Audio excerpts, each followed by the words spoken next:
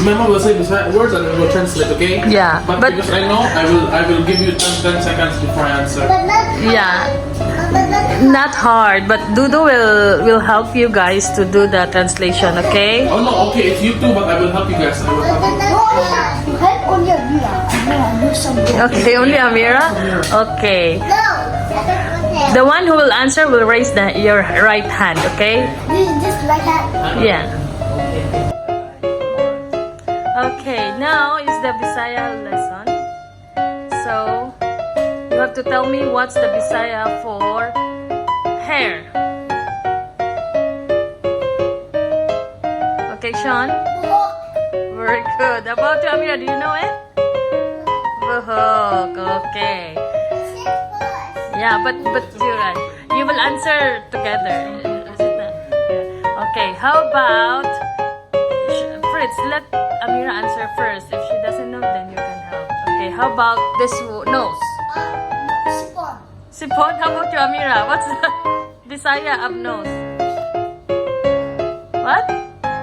Louder. Ilong. It's not sipon, Sean. The sipon is the... Why sipon? And now, how about good morning? How to say it in Bisaya? How about you, Amira? Very good, Sean. Sean got it right. Okay, how about tell me 5 words that you know about Bisaya? Sean, what too big? A water, okay? Uh-huh. Buhak? My buntag means good morning. What is buhik-buhak? Buhok for the hair, okay? You sit down properly. Okay, I'm gonna answer because I'm taking long. Sipon? Sipon is the, yeah, okay. No, Amira will answer now because she's taking After long. 4? Okay. Fourth. One more. You have 5 seconds.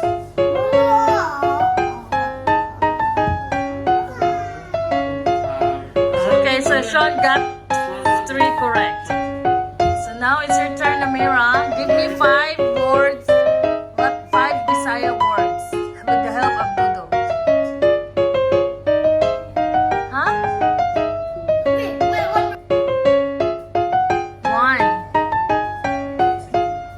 1. This one, what is this? Buhok, very good. Ilong. Louder.